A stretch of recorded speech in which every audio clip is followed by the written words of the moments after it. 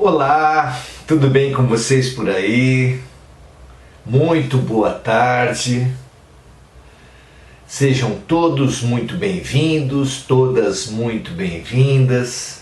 É realmente uma alegria estarmos aqui, acendendo uma luzinha que tinha apagado. Tudo bem com vocês?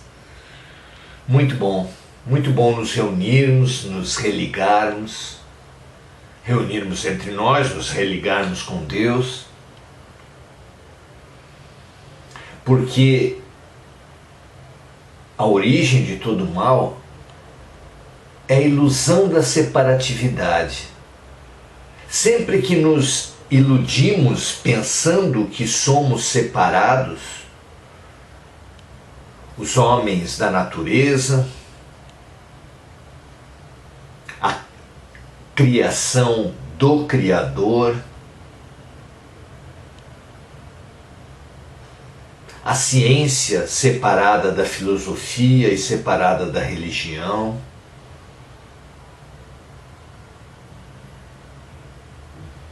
nós separados afetivamente uns dos outros, toda a ideia de separação, ainda mais quando envenenada com a ideia da hierarquia, porque é claro que homens são diferentes de mulheres, japoneses de brasileiros, ricos de pobres, mas quando colocamos uma hierarquia de raças superiores, sexo frágil, classes baixas, aí estamos nos intoxicando e intoxicando as relações, os ambientes com os quais lidamos. Somos sim diferentes,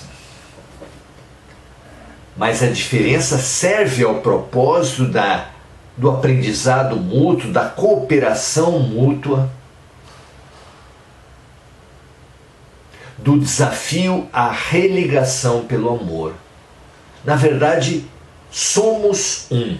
Essa é a nossa verdade mais profunda.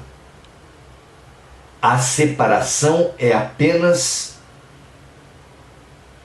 uma condição momentânea. Nossa própria identidade não somos nem homens, nem mulheres, nem brancos, nem negros. Nós apenas estamos nesse personagem que nós compomos agora. Isso ajuda a situar quem somos nós, o que estamos fazendo aqui, qual o sentido da vida. Afinal de contas, a vida não passa de uma viagem da ilusão da separatividade para a realidade da unicidade de tudo que existe.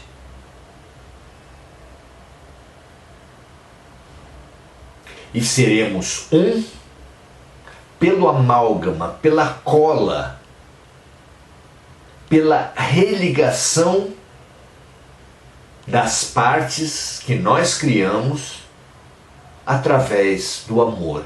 E chegaremos ao amor que une todas as partes, que cobre a multidão dos pecados, como ensinou Jesus, pelo exercício de nos colocarmos no lugar dos outros, pelos pensamentos, pelos sentimentos, pelas palavras e pelas ações, pela empatia e pela compaixão. Que esse vislumbre, que essa visão expandida, amplificada da vida, retire todo medo, desarme toda violência, estimule e impulsione para a ligação profunda com tudo e com todos. Muito bom. Estamos discutindo, estamos refletindo nesse O Livro dos Espíritos, fabuloso, sobre a influência dos espíritos nos acontecimentos da vida. Há muito tempo, a crença popular fala que os espíritos atuam num sentido ou no outro. E é importante nós que estamos discutindo a vida sem o dogma, sem a fronteira,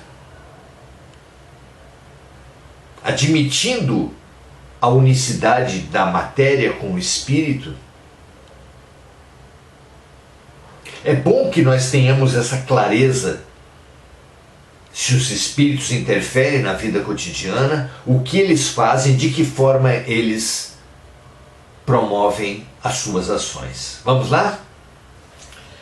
Muito bem, estamos na questão 528, onde Kardec pergunta assim: um homem mal intencionado dispara uma arma contra outro, mas a bala passa de raspão e não o atinge.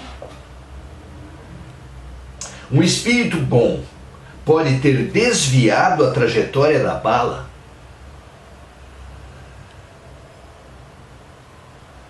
Vejam só. Pode um espírito, então, desviar a trajetória da bala? É assim que agem os espíritos na vida cotidiana? A resposta é: se a pessoa não deve ser atingida, um espírito bom pode lhe inspirar o pensamento de se desviar, se abaixar, ou poderá ofuscar a pontaria do atirador, impedindo que ele acerte. Porque a bala, uma vez disparada, seguirá a sua trajetória. É o que os espíritos já tinham revelado antes. A ação dos espíritos não é milagrosa no sentido de subverter as leis da natureza. Não podem os espíritos desviar diretamente a bala, mas podem evitar seus maus efeitos ofuscando o atirador ou inspirando uma ação qualquer da possível vítima. O que está completamente de acordo com as leis de Deus, que nos chama a comunicação, a interação, especialmente no sentido do bem. Amai-vos uns aos outros como eu vos amei, disse Jesus. Questão 529. Algumas lendas se referem às balas encantadas, que fatalmente atingem o alvo. O que pensar sobre isso? É a pergunta de Kardec. Questão 529. E a resposta, os espíritos dizem da seguinte forma: pura imaginação. O homem gosta do maravilhoso e não se contenta com as maravilhas da natureza. Imagina espíritos com superpoderes para anular as leis da natureza. Claro que os bons espíritos conseguem fazer coisas prodigiosas. Mas essas coisas prodigiosas se dão a partir dos dons que eles têm, psíquicos, físicos, psicofísicos, e absolutamente dentro das leis de Deus. Até porque isso só o situa no contexto das leis de Deus, no contexto da ação de Deus E por isso é que eles são poderosos, por isso é que eles são elevados. Não é? Quem vai contra as leis de Deus vai contra Deus. E esse não tem como realmente ganhar. Ninguém pode se opor às leis de Deus e vencer para sempre. A começar pela morte, que todos nós podemos adiar, podemos prevenir de uma série de cuidados de saúde, de boa alimentação, check-ups, o uso da ciência, o cultivo de bons pensamentos. Claro que nós podemos fazer isso, mas ninguém encarnado pode evitar a morte para sempre. Porque é da lei que na natureza nada se perde, nada se cria, tudo se transforma, e a morte é apenas uma transformação do corpo material. Uma transformação do espírito que perde o corpo material, passando da terceira para a quarta dimensão.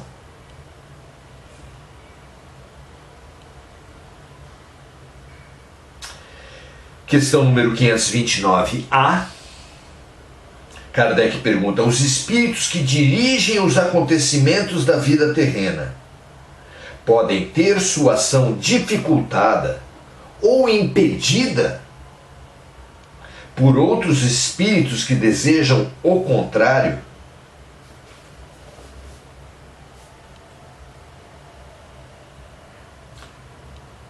É quase como perguntar se existe uma disputa, uma guerra entre os espíritos, uma competição por quem manda nos acontecimentos. A resposta que os espíritos dão é a seguinte: o que Deus quer é o que acontece. É Ele que manda nos acontecimentos. Se algo acontece, é porque era o melhor para todos os seres envolvidos naquela situação. Não importa se contraria a vontade de um ou de outro, se parece a um ou outro que seja o mal, porque isso faz parte da ignorância humana. O que realmente acontece é sempre a vontade de Deus. Ah, mas Deus pode querer que crimes aconteçam, guerras, estupros, corrupções? Claro que esse não é o meio através do qual Deus gostaria que acontecesse, mas nas suas finalidades, nos seus resultados, ninguém sofre por acaso, não há vítimas gratuitas.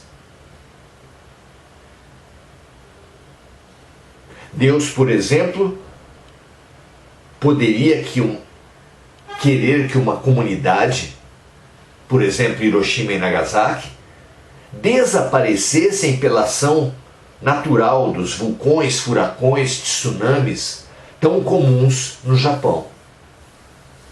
Havia o conjunto dos habitantes ali morando, que ali moravam, poderiam necessitar dessa experiência chocante para despertarem das suas ilusões. Foi por eles terem essa energia nessas duas cidades que foi possível que a bomba fosse lançada e que ela explodisse, gerando as repercussões que nós conhecemos. Então, Deus não é o autor da bomba atômica, mas sim, Ele é o autor da lei que fez com que, energeticamente, aquela situação e todas as situações que acontecem possam acontecer.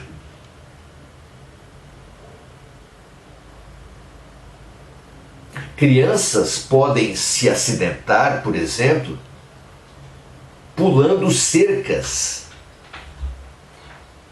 com lanças pontiagudas.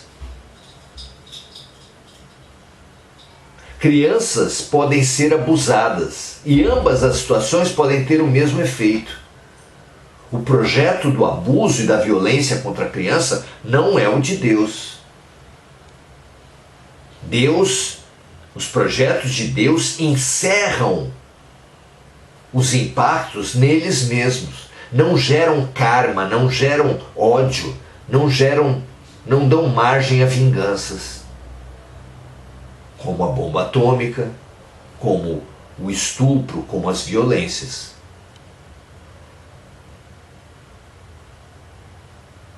Deus se utiliza das doenças, Deus se utiliza dos desastres naturais, dos acidentes, porque quase sempre, quase totalmente, essas situações não são evitáveis, não são frutos da ação humana, no máximo da negligência que poderia atenuar esta ou aquela situação.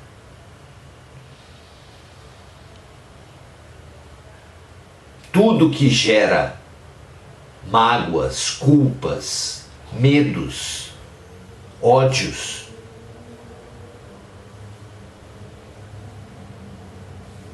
poderia ser de outra forma. É fruto de tristes opções dos homens que precisarão responder por isso. Como Jesus disse, o escândalo é necessário, ou seja, tudo que acontece que nos escandaliza, tudo que acontece que nos causa espanto, como se fosse o mal, é necessário.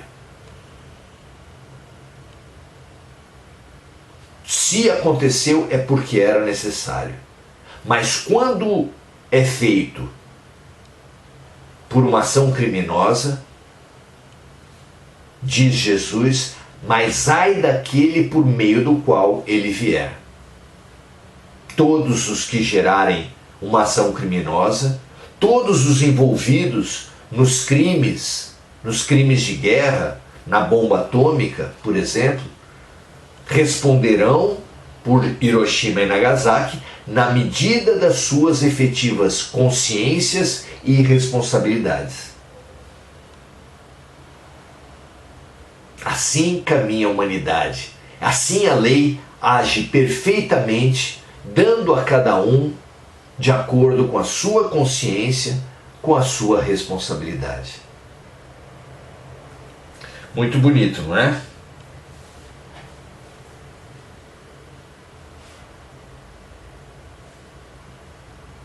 Então, a última pergunta, Kardec perguntou: os espíritos que dirigem os acontecimentos da vida terrena podem ter sua ação dificultada ou impedida por outros espíritos que desejam o contrário?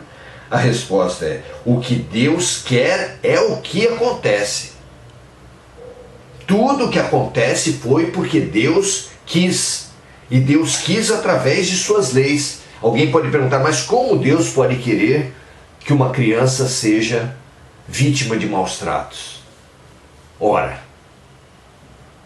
para quem vê a vida somente com essa encarnação, não há como acreditar na justiça e na bondade divinas. Mas para aquele que expandiu o seu olhar para além dessa vida, que a vida não começa no berço, não acaba no túmulo, sabe que a vítima de um abuso sexual de hoje pode muito bem ter sido um abusador em outras vidas.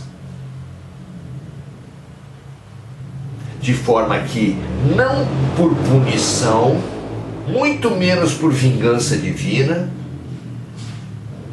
mas pela necessidade do opressor, do violento, colocar-se no lugar do outro, o segredo da vida é a compaixão, é a empatia. Aquele que não conseguiu se colocar no lugar do outro, por compaixão, por solidariedade, por fraternidade, pode ser colocado na posição daquele que lhe prejudicou, para que o seu olhar se expanda e saia da ilusão restritiva do egoísmo. De forma que um racista pode nascer negro, um racista branco pode renascer negro, para que expanda o seu olhar. Um rico que oprimiu pobres pode renascer pobre, para que expanda o seu olhar. Porque apenas o olhar que ele possuía, sem a boa vontade por se colocar no lugar do outro, restringia demais a sua visão. Toda violência é uma cegueira, é uma limitação extrema que não será assistida passivamente por Deus, que nos traz, às vezes compulsoriamente, a necessidade de um violento colocar-se no lugar da vítima para aprender, para expandir, para crescer. Não é bonito isso? E a ação dos espíritos sempre vai no sentido, na execução daquilo que energeticamente estava colocado. Um espírito não pode se opor de verdade à vontade de Deus. Ele pode apenas fazer com que essa vontade ocorra de um meio violento, agressivo, opressor. E mesmo assim só vai poder fazer isso porque as pessoas que sofrerem a sua ação precisavam, pediam, necessitavam daquela vivência. Senão, não aconteceria. Há equivocados, mas não existe uma vítima gratuita na Terra. Alcançar isso é libertador. É libertador da revolta, da pena de nós mesmos, do sentido de injustiça, da solidão, porque assim sabemos que realmente não cai uma folha de uma árvore que não seja pela vontade de Deus. Que essa certeza nos alimente, nos fortaleça, nos elucide a alma e os dias. Muito bom. Vamos saudar os amigos, nossos colegas de classe. Marco Aurélio Trindade fala, já estava escrito, é o maktub, como se fala no mundo árabe. Não é um destino de punição, mas é o único destino inevitável da criatura, que ela só pode adiar, só pode postergar, é de realizar-se, planificar-se, ser feliz. Muito bom. Gugu Souza, exercitando sua gratidão a todos nós, muito bom. Nalva Gorre, muito boa noite, minha amiga. André Santos, Adelaide Dias, Angélica Sayonara, ou Sayonara Angélica, Enir Cajazeira e Andréia Salvatore. Muito boa noite a todas e a todos. Compartilhem se você entender que essa visão do bem permanente, do bem onisciente, do bem onipotente, que é Deus, existe, é racional, é real. Se você entender que isso ajuda as criaturas a aceitarem, a não brigarem com a vida, porque quem briga com a vida perde sempre, compartilhe. Pode ajudar muita gente. Um grande abraço mais uma vez e até amanhã. Voltamos ainda com esse tema da influência dos espíritos na vida e no cotidiano. Um grande abraço, paz e bem para todos.